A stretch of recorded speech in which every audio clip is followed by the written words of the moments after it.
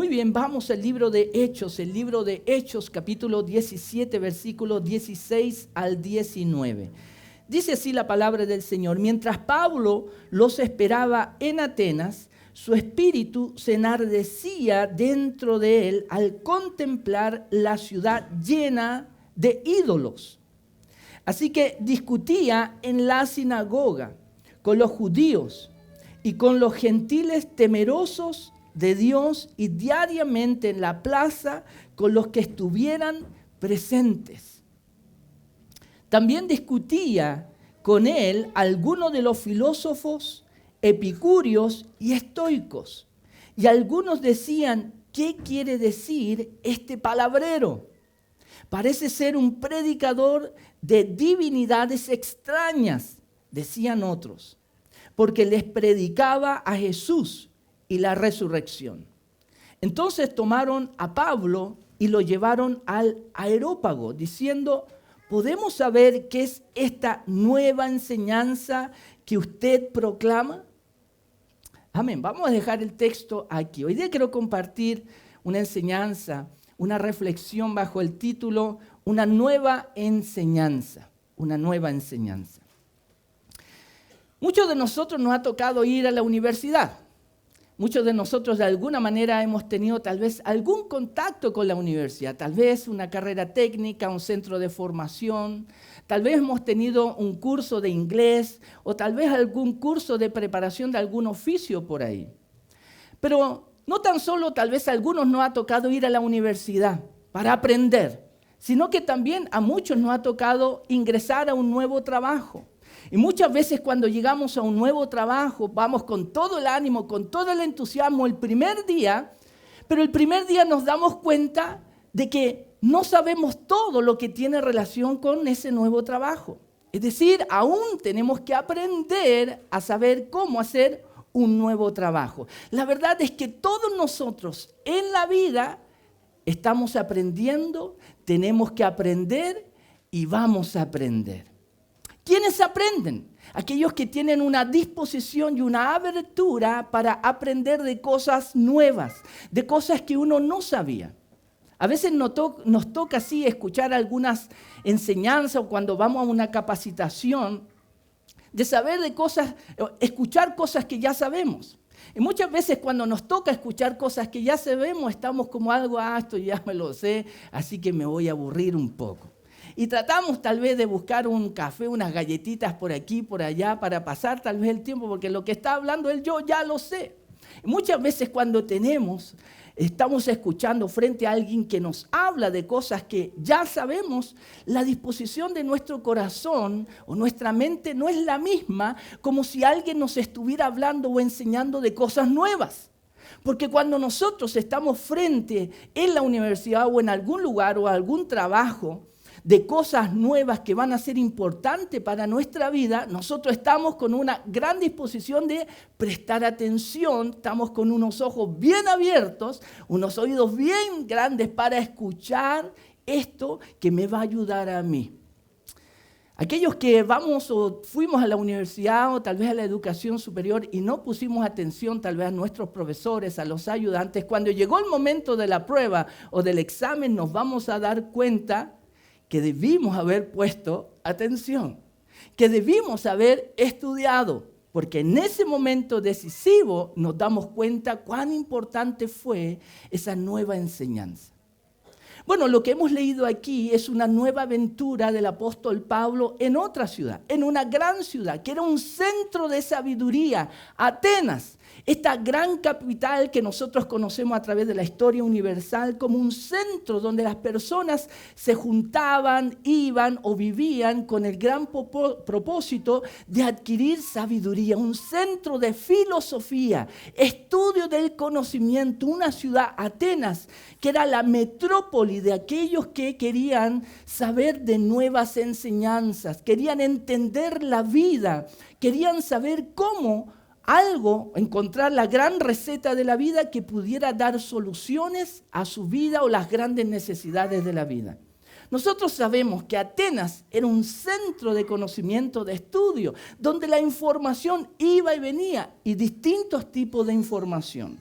Bueno, nosotros leemos aquí que Pablo fue a este centro de conocimiento, donde mucha gente iba de distintos lugares del mundo para adquirir sabiduría, para escuchar a hombres que se conocían como sabios o filósofos. Pablo en su misión, Pablo en la dirección que Dios le había dado desde Turquía hacia Menor, hacia Macedonia, hacia abajo, lo que es norte de Grecia, él predicando el evangelio iba de ciudad en ciudad predicando acerca de Jesucristo, hasta que le tocó llegar a Atenas. Y la verdad es que él no tenía en su plan, en su itinerario, llegar a Atenas con anticipación. Lo que vimos la semana pasada es que él tuvo que llegar a Atenas por causa de una persecución que él sufrió no tan solo en Berea, sino en Tesalónica, de aquellos que escucharon lo que Pablo estaba enseñando. Y aunque algunos recibieron la enseñanza de Pablo, otros lo persiguieron, a tal punto de que todo eso encauzó a Pablo para llegar a esta gran metrópoli que nosotros conocemos, Atenas. Y lo que acabamos de leer hoy día, desde el versículo 16 hasta el 19, es el comienzo de esta aventura de Pablo en la gran metrópoli del conocimiento y de la preparación. Atenas. Atenas era una ciudad reconocida por ser centro de adoración a muchos ídolos, a muchos dioses que la gente buscaba y adoraba, esperando tener de esos ídolos, de estos dioses, una solución para su vida. Hay personas que en esta ciudad de Atenas se congregaban para escuchar todo tipo de enseñanza. Aquellas enseñanzas que tenían sentido y aquellas enseñanzas que no tenían sentido para ellos. Pero todos ellos estaban dispuestos y querían aprender para encontrar respuesta a su vida. Pablo fue a esta ciudad. Dios lo guió a través de las circunstancias. Y es importante que nosotros veamos qué hizo Pablo en este centro de información, de filosofía y de conocimiento. Cómo Dios utilizó a Pablo en este lugar y qué tiene que ver todo esto que hemos leído con nuestra vida hoy, en este momento, en el siglo XXI. Dice el versículo 16, mientras Pablo los esperaba en Atenas,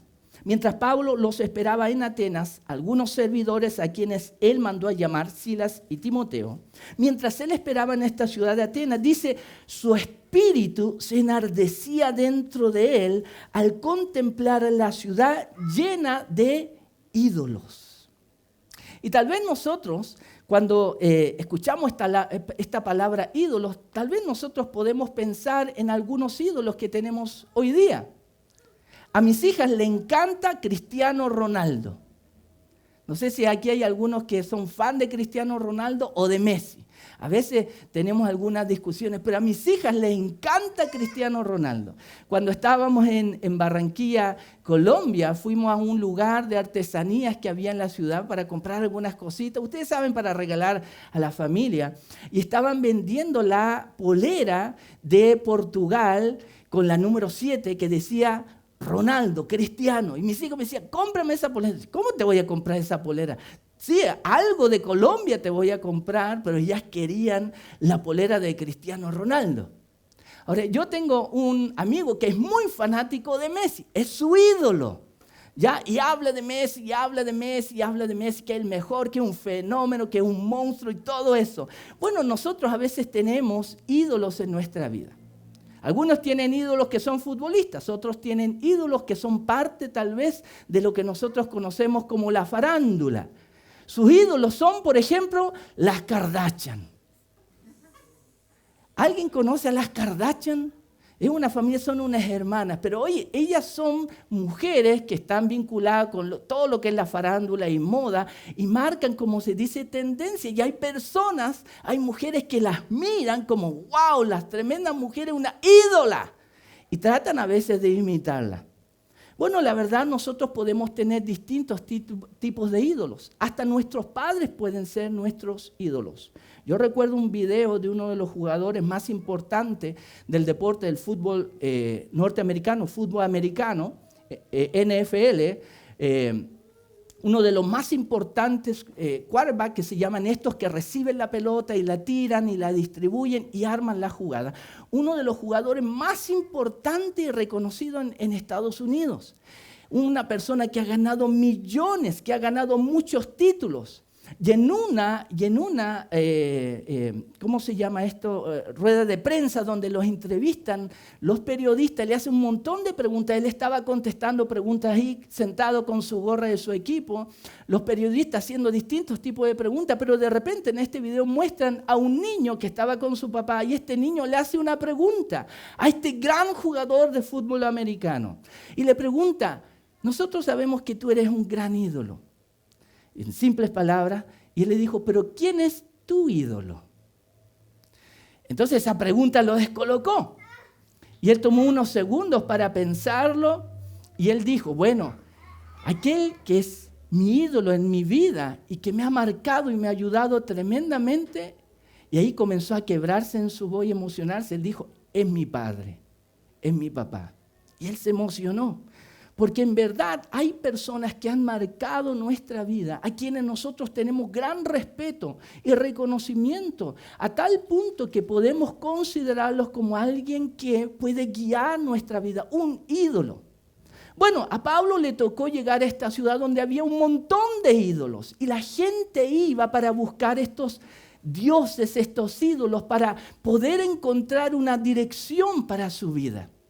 Pero dice la Escritura que cuando Pablo el apóstol llegó a Atenas y vio todos estos ídolos, él no tuvo una reacción de ¡wow! A veces cuando nosotros o alguno va al estadio para ver un juego de fútbol importante, es algo más famoso tal vez aquí en Chile, y los jugadores tal vez de la selección comienzan a salir por el túnel y entran a la cancha de fútbol donde usted está, usted va a tratar de ver dónde está Cristiano Ronaldo, dónde está tal vez Alexis Sánchez, y trata de verlos. Y produce conmoción, ¿cierto? Emoción. Y la gente aplaude. ¡Ah! Los ídolos están entrando a la cancha. Pero cuando Pablo llegó a esta ciudad, él no estaba, ¡oh, wow! Tremendos ídolos que tienen. No, al contrario, dice la Escritura que al ver este montón, este gran número de ídolos, dice que él, al contemplar la ciudad como estaba, su espíritu se enardecía. ¿Y qué quiere decir esto, que su espíritu se enardecía? Bueno, no se enardecía porque él veía, ¡ay, qué tremendo lugar para adoración de ídolos! Un lugar espiritual. Sino que él se enardecía porque entendía que lamentablemente la gente estaba adorando a dioses que no tenían relación con Dios. Pero él entendía de que la gente busca algo que adorar, algo que le ayude en su vida. ¿Cuántos de nosotros tal vez en algún momento no tuvimos en nuestras llaves una patita de conejo? ¿Alguien tuvo alguna vez una patita de conejo en su llavero? ¿Ya? Esto para que nos traiga suerte, ¿cierto? A veces nosotros hemos usado tal vez una pulserita roja.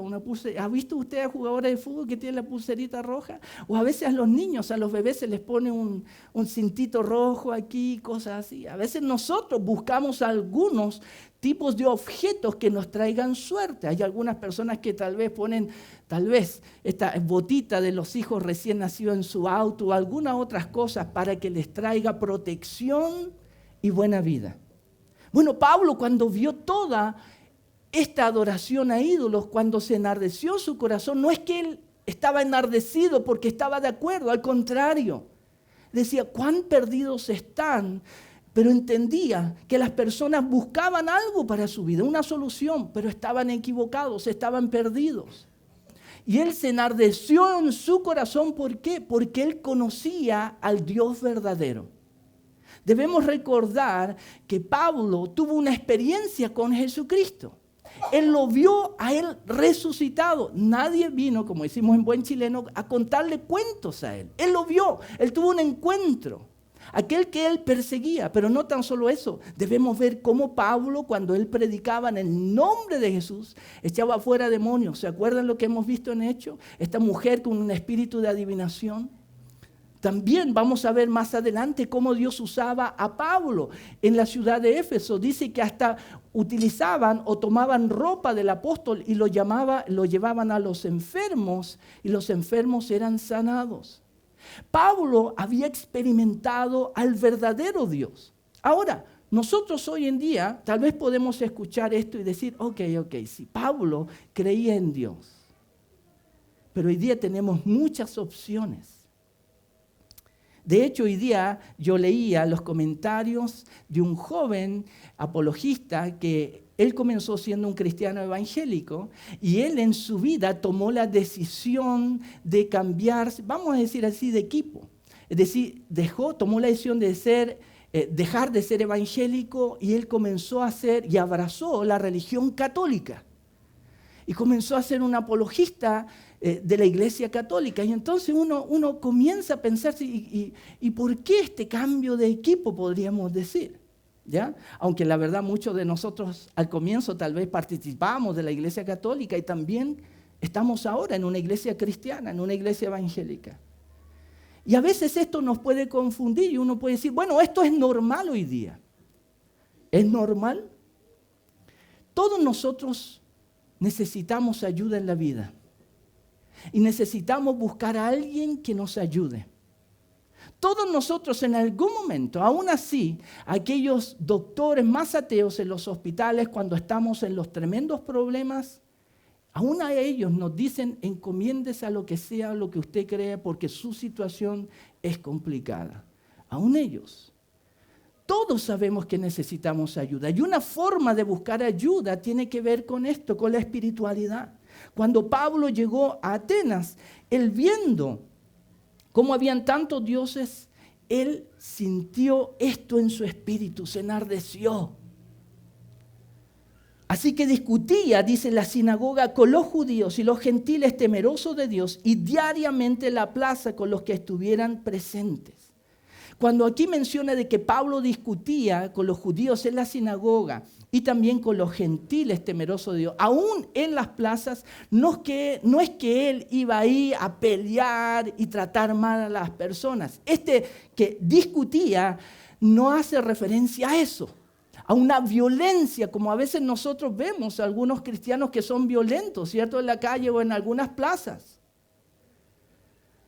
Cuando habla de que él discutía, es que él razonaba, es que él debatía, es que él trataba de demostrar a los judíos por medio de la palabra de Dios por qué debían creer en Jesucristo. Él discutía con gentiles, personas que no eran judíos, y él también discutía con ellos tratándoles de mostrar y convencerlos de que Jesucristo era el Hijo de Dios. Esos eran los esfuerzos que Pablo hacía. Imagínense, en una ciudad donde habían tantos ídolos. Dice que aún en las plazas él iba para discutir con la gente. La Biblia nos da información e indica de que en este momento Pablo al parecer estaba solo. Él pidió antes de llegar a Atenas y mandó un mensaje a sus colaboradores Silas y Timoteo para que lo alcanzaran en Atenas, para que fueran en Atenas. Pero lo que hemos leído nos muestra de que al parecer Pablo estaba solo en Atenas. Imagínense lo que Pablo estaba haciendo solo en esta ciudad, centro de información, de idolatría y de filosofía. Uno podría decirse, es como que él tomó la decisión de meterse y jugar con un panal de abejas. Pero nosotros sabemos que Pablo era alguien valiente, era alguien arrojado, era alguien apasionado, incombustible. Él no tenía miedo. ¿Y por qué no tenía miedo? Nunca perdamos de vista de que él tuvo un encuentro personal con Jesucristo. No tuvo encuentro con una religión, con una filosofía, con un modo de pensamiento. Él tuvo un encuentro con una persona y fue un encuentro milagroso, sobrenatural, que cambió su vida. Ahora, si Pablo vio a Jesucristo resucitado, él tuvo este encuentro que tal vez muchas personas dicen, bueno, si se me aparece Dios aquí, yo voy a creer en Él.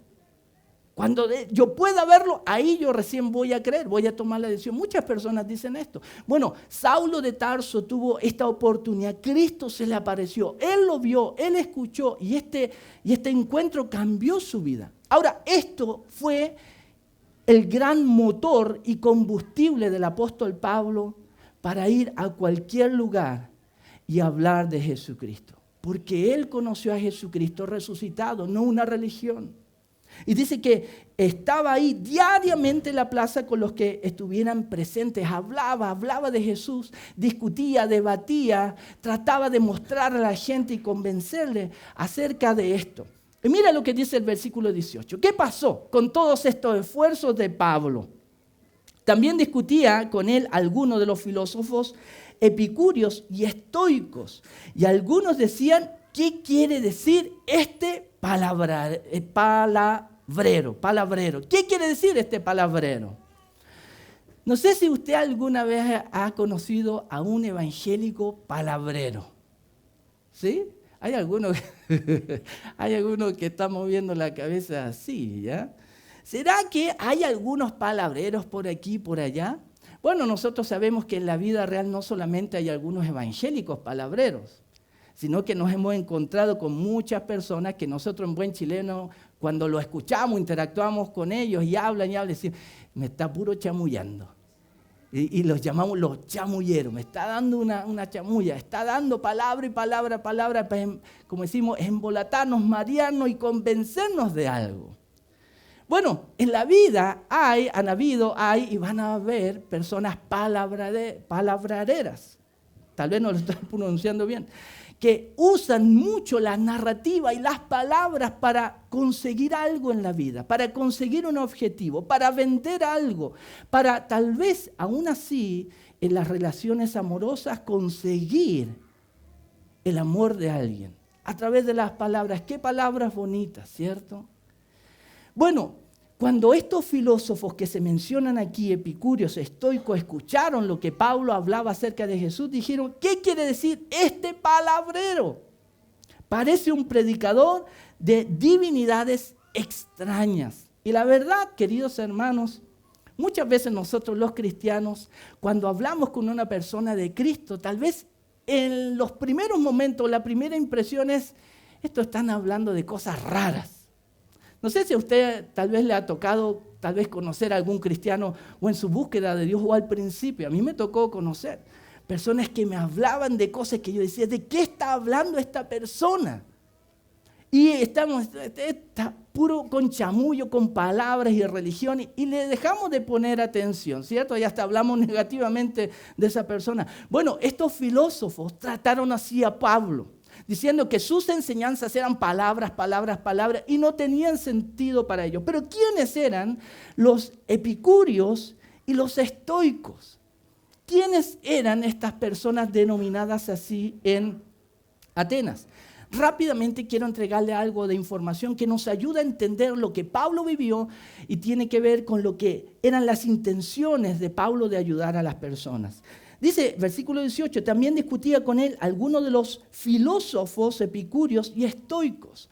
Bueno, aquí se menciona filósofos epicúreos y estoicos porque en Atenas, donde habían muchos filósofos, enseñanzas e ideas, habían dos ideas que eran muy famosas en ese entonces, que era aproximadamente el año 50, por ahí que Pablo visitó Atenas. Habían estas filosofías que eran muy importantes en ese entonces y que tenían muchos adeptos en Atenas, pero también en otras partes del mundo, los epicúreos y los estoicos. La filosofía, estos epicúreos vienen de un filósofo llamado Epicuro de Samos. Él vivió desde el año 341 al 270 antes de Cristo, es decir, 4 siglos antes de Cristo. Él comenzó con estas enseñanzas epicúreas que tienen ciertas características. Pero también nos habla de los estoicos. Los estoicos, esta filosofía viene de alguien que se llamaba Zenón de Sitio, que él vivió entre el año 336 al 264 antes de Cristo, también 4 siglos antes de Cristo. Fueron filósofos contemporáneos, pero cada uno con una idea acerca de cómo entender la vida, lo que pasaba, y también cada uno con una idea acerca de cómo llegar a ser feliz en la vida. Porque yo creo que todos nosotros queremos ser felices, ¿cierto? Yo creo que usted quiere ser feliz, ¿o no? La verdad, a mí no me gustaría vivir la vida y que toda mi vida sea una miseria. Yo quiero ser feliz, tener momentos felices. Aunque es verdad, la felicidad, esos momentos son bien cortos, pero es un fin de cada persona. ¿Cuáles eran las semejanzas de estas dos filosofías? Los epicúreos y estoicos. Ellos tenían cosas similares, pero también a la vez eran muy distintos. ¿En qué se parecían estos filósofos que dijeron este palabrero de Pablo? Bueno, ambas filosofías existían en el mismo tiempo, competían la una con la otra para obtener más adeptos y también dar una respuesta acerca de la vida y de las necesidades y significado de la vida. Tenían algunos puntos en común, como cuál, la idea de la búsqueda del equilibrio, de la paz y de la serenidad del individuo y del alma. Y yo quiero preguntarle esto. ¿Usted ha conocido tal vez en su trabajo, en su familia, algunas personas, o tal vez usted que está en búsqueda del equilibrio, de la paz?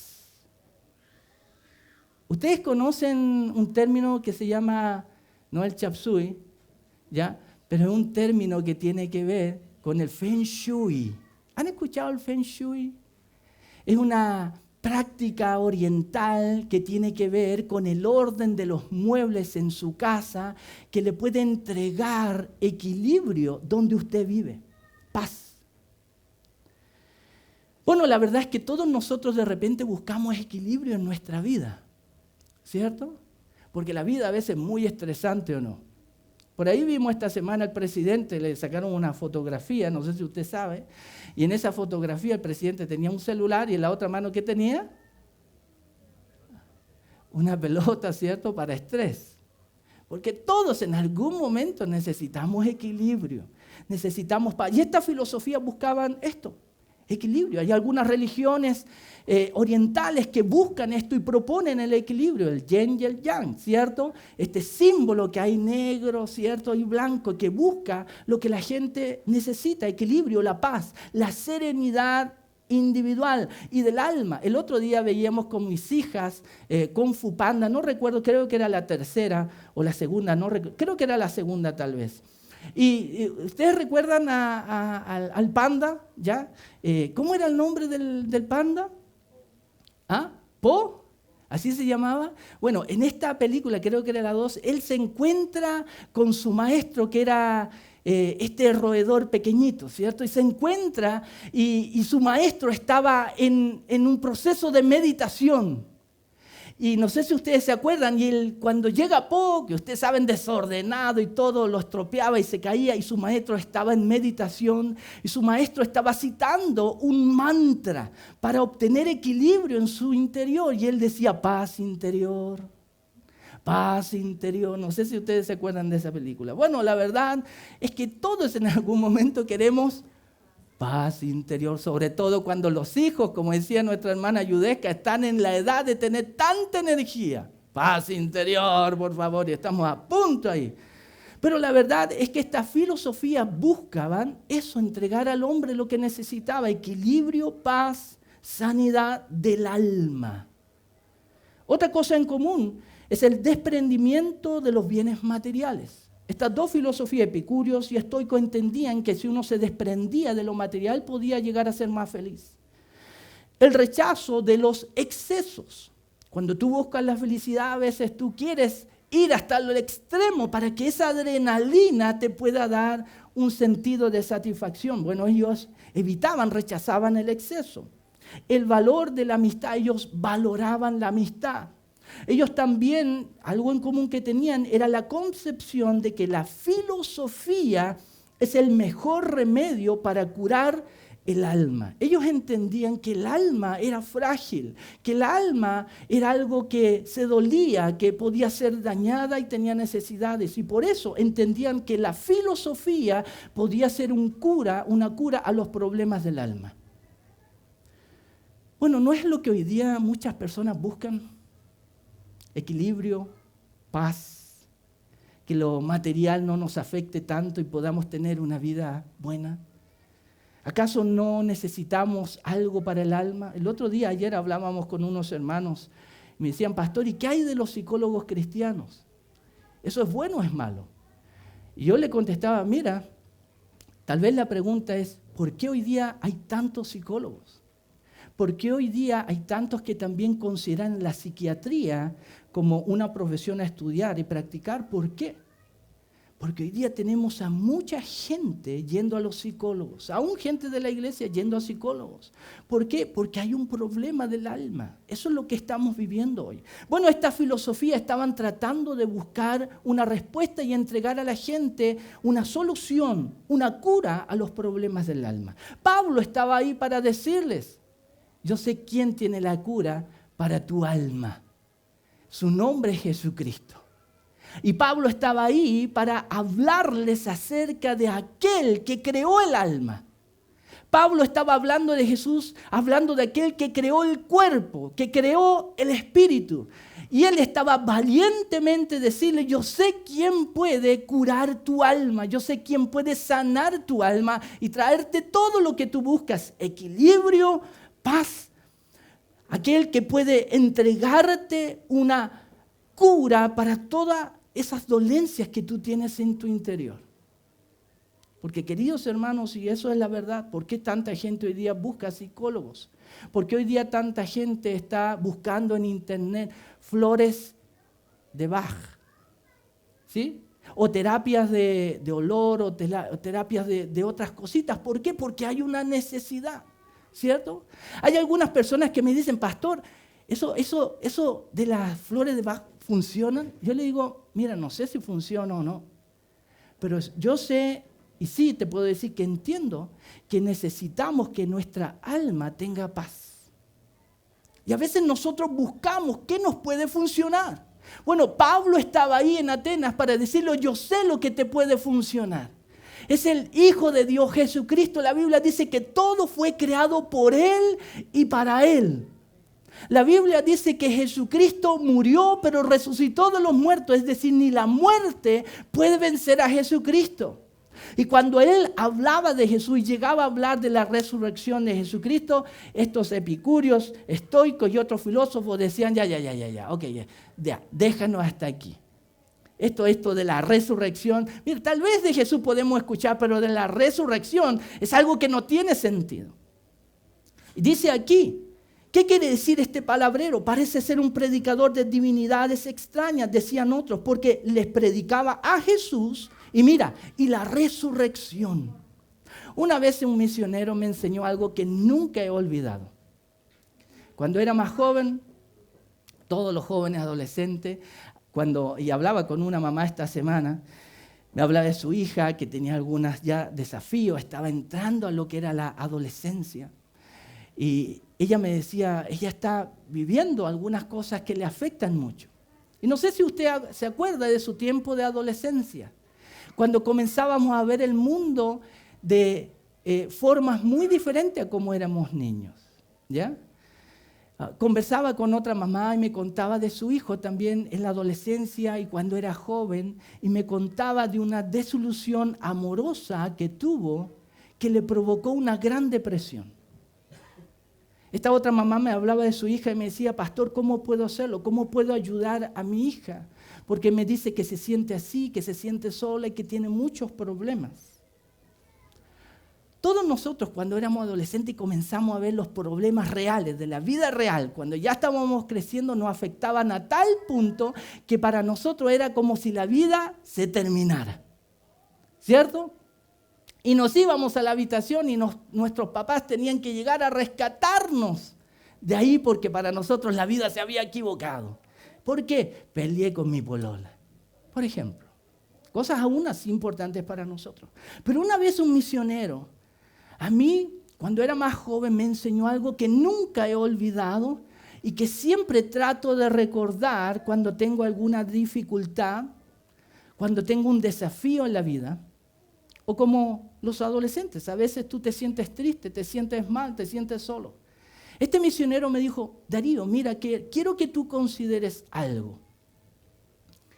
Si Jesucristo venció a la muerte, Él resucitó de entre los muertos. No vino ningún doctor con esa maquinita de impulso eléctrico para revivir. No estuvo nadie ahí. Él estuvo solo en su tumba, la tumba sellada. Y la Escritura dice que Él venció a la muerte. Con su poder a Dios hecho hombre. Él puede hacer todo lo que quiere. No hay nada imposible para él, dice la Escritura. Pero este misionero me dijo esto que ha sido muy importante en mi vida. Si Jesucristo venció la muerte, ¿hay algo imposible para él? Bueno, yo en su momento, tratando de procesar eso, le digo, no. O sea, si él venció la muerte, no hay nada imposible para él. Nosotros escuchamos un dicho por ahí que dice, todo tiene solución menos la muerte, pero la verdad, a la luz del mensaje de Jesucristo, eso no es verdad. Jesucristo tiene la solución aún para la muerte. Y este era el mensaje de Pablo, y en el versículo 19 dice, entonces tomaron a Pablo y lo llevaron al gran Areópago, diciendo, podemos saber qué es esta nueva enseñanza que usted proclama. El Areópago era un centro muy importante en la ciudad, donde se juntaban las autoridades también para tomar decisiones que tenían que ver con la vida social, cívica de la ciudad, pero también para discutir temas religiosos. Iban ahí, al Areópago, y lo invitaron a Pablo. Pasó, podríamos decir, subió de nivel, podríamos decirlo. Estaba en las plazas, pero lo invitaron al Areópago, donde miles de personas, cientos, se reunían ahí para escuchar a uno hablar. Pero miren lo que ellos le dijeron. Entonces tomaron a Pablo, lo llevaron al Areópago diciendo, ¿podemos saber qué es esta nueva enseñanza que usted proclama? Esta nueva enseñanza. Para los filósofos, para la gente de Atenas, Jesucristo era una nueva enseñanza. ¿Cómo nos sentíamos cuando íbamos a la universidad y todo lo que los profesores enseñaban era nuevo para nosotros? ¿Cómo estábamos ahí? Yo recuerdo a uno de mis hermanos, cuando yo era más joven, él siempre recitaba una frase, ojo huevo, careperro. Y cuando yo era chico yo decía, ¿por qué mi hermano siempre repite ojo huevo, careperro? Ojo huevo, careperro. Y a veces cuando ocurría algo, él me decía, ojo huevo, careperro. Y yo era chico y decía, ¿qué? ¿Qué es eso? ¿Ya? Bueno, cuando yo crecí, yo supe de dónde mi hermano sacó eso. Él fue al servicio militar, acá en Chile. Y obviamente nosotros sabemos, tú vas al servicio de todo nuevo, ¿cierto? Tú eres soldado raso, estás ahí, haces muchas cosas equivocadas y están ahí, ¿cierto? Los cabos, sargentos diciendo, tienes que hacer esto rápido aquí, y cuando te equivocas, ¡ay, pero cómo lo hiciste tan mal! Bueno, había un cabo que estaba dando instrucción a él y que siempre les decía a los soldados, los pelados rasos, les decía, ustedes aquí tienen que tener los ojos bien abiertos y la cara de guerra, es decir, los ojos de huevo frito y la cara de perro. Entonces de ahí mi hermano, porque él decía, ojo huevo, cara de perro, el cabo le decía. Es decir, pongan atención, los ojos bien abiertos. Bueno, ¿qué es esta enseñanza? Si nosotros queremos conocer a Jesús, si queremos entender, así como las nuevas enseñanzas en la educación superior, y tal vez todo esto de Jesús es nuevo para usted o nuevo para mí, ¿cuál es el consejo? Abra bien los ojos, ponga atención a Jesús, búsquelo a Él. No la religión, conozca a Jesús, porque Jesucristo fue el que creó el alma y Él tiene las soluciones para el alma. Porque Jesucristo, porque Dios creó al ser humano, alma, espíritu y cuerpo, y Él tiene la solución para los males de nuestro espíritu. Él puede hacernos volver a nacer de nuevo y que nuestro espíritu vuelva a tener contacto con Dios. Pero también quiero invitarle que busquen la Biblia. ¿Cuántas veces Jesucristo sanó a personas enfermas? Es por eso que el Señor nos dijo, cuando ustedes oren, oren en mi nombre. ¿Qué son estas nuevas enseñanzas?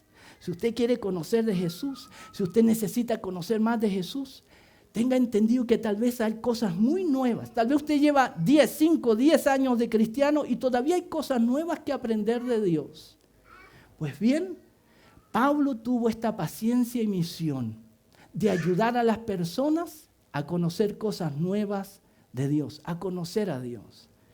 La próxima semana vamos a ver la otra parte de este tiempo de Pablo en el Areópago y vamos a ver cómo él se enfrentó a esa gran multitud y qué fue lo que él les dijo. Amén.